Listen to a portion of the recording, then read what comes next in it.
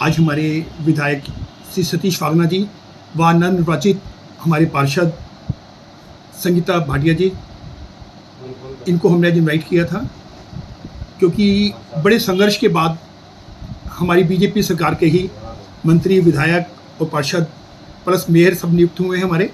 तो उनके लिए हमारा एक उद्देश्य था उनका स्वागत करना। साथ हमारी कुछ मांग थी जो हमने मांगे रखी थी उनसे। जी, क्या मांग रही आपकी? हमारी मुख्य मांग थी इस जवाहर कॉलोनी के अंदर जी, जो अभी सुविधाओं की बहुत कमियां क्या, जैसे उन्होंने बताया कि सीवर की सफाई 20 सालों से ही जब से बनी है, पाइपलाइन के अंदर से सफाई नहीं हुई। तो उसका हमारा एक तो उद्देश्य था सफाई करवाने कहने के लिए, वो ये पहले कर रहे हैं। दूसरा हमारा उद्देश्य था जो हमारी ये जवाहर कॉलोनी है जी, ये 1985 से पहले इसका नाम पंजाबी कॉलोनी था। जी, राजनीतिक परिवर्तन के साथ साथ नाम भी परिवर्तित हो गए।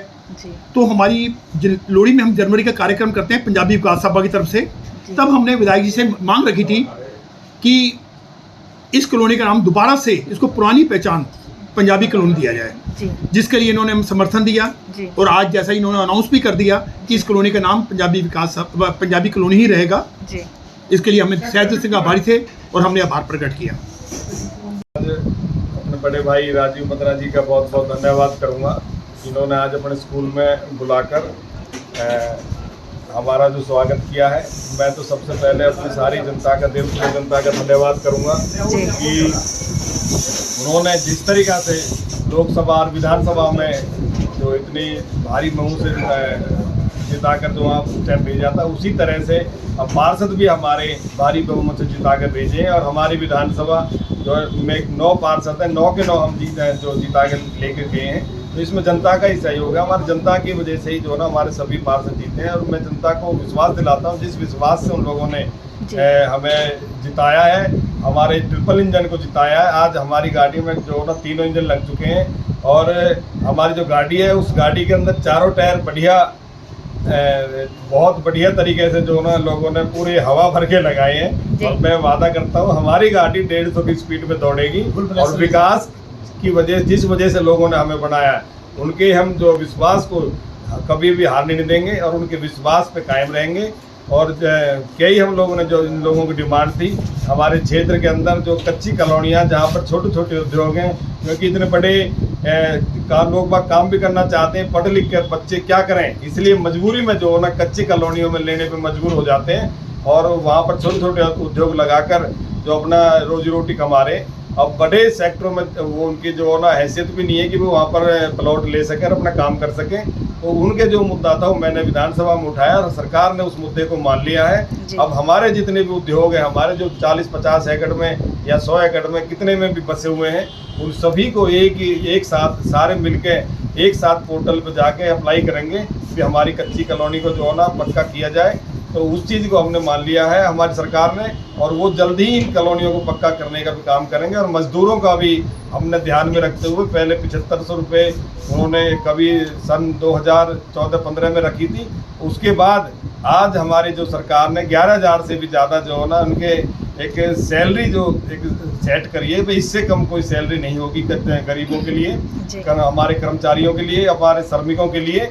तो उसी तरीक़ा से हमने दूसरा मुद्दा जो उठाया था एक मेट्रो का, जिसमें हमारी जो ना बाटा चौक से लेके और सेक्टर 56 गुड़गांवा तक मेट्रो जाएगी। उसको हमने डिमांड करी है हमारी ये 42 से होते हुए ले जाए। इसमें हमारे चौधरी कृष्णपाल गुर्जर जी का और नायब सैनी जी का बहुत बड़ा सहयोग है, जिनके प्रयास से ये मेट्रो हमारे फैजाबाद में आई है। और ये बहुत पुराना मुद्दा था, लेकिन किसी कारणों से जो ना हमारे मेट्रो के पहले NOC नहीं मिल पाई थी। लेकिन हमारे चौधरी कृष्णपाल गुर्जर जी की मेहनत से ये मेट्रो जो है यहाँ हमारी पास हुई है और विधानसभा में उठाकर मैंने उसको बिल्कुल उसमें पक्का करवा दिया है। अब हमारे यहाँ मेट्रो की उससे हमारे यहाँ के लोगों को बहुत फ़ायदा मिलेगा। और गुड़गांवा के अंदर 15-20% हमारे यहाँ की जनता गुड़गांवा डेली आती जाती है, जिससे अगर मेट्रो की वजह से हमारी जनता को भी बहुत फ़ायदा मिलेगा। उसके बाद हमने तीसरा मुद्दा जो हमारे यहाँ की कॉलोनी वासियों का था, भाई इस कॉलोनी को जो है ना जवाहर कॉलोनी की नाम हटा के पंजाबी कॉलोनी के नाम से या पंजाबी नगर के नाम से सेक्टर 51 में दर्शाता है। हमारे नक्शे के अंदर कभी भी गूगल में चले जाओ तो सेक्टर 51 दर्शाता है। तो इसको हम जो है या तो जवाहर नगर जवाहर कॉलोनी को हटाकर या तो पंजाबी नगर क्योंकि कॉलोनी की वजह से ना कई बार दिक्कतें आ जाती हैं, ना तो लोन मिल पाता, ना कई कॉलोनियों में जो है ना कहा रहते हैं देखो भाई वो जवाहर कॉलोनी में, तो कॉलोनी की वजह से कहीं ना कहीं अच्छे रिश्ते भी नहीं आ पाते। जब हम नाम बदल देंगे तो उससे बड़ा फर्क पड़ेगा। पंजाबी नगर सेक्टर 51, ये तो बहुत अच्छी बात है ये हमारा कहा जाते हैं सेक्टर 51 में, तो हमारी सोच भी बदलेगी और दिशा भी बदलेगी और यहाँ के जो ना विकास ऑटोमेटिक लोग बाग जो ना अपना आप जो आगे बढ़ के जैसे पहले से करते हैं और ज़्यादा लोगों के सहयोग। तो आपका नमस्कार, बहुत बहुत धन्यवाद। और मैं अपनी NIT की पब्लिक वार्ड नंबर 9 के बहुत बहुत धन्यवाद आभार करता हूँ कि जिन्होंने इतनी अच्छे वोटों से जो जितवाने के बाद जो हमारा कार्यभार संभाला, क्योंकि मुझे पहले भी 18 साल हो गए मार्केट एसोसिएशन का प्रधान हूँ गुलजार रोड का, तो काम को देख ही रहा हूँ। और साथ साथ हमारे विधायक जी ने जब वो जीत दे रहे उन्हीं के 4 महीने हो गए मुझे आज ऑफिस खुले हुए, जिसमें देख रेख से सीवर का, पानी का, इनका सबका देख रेख चल रही है।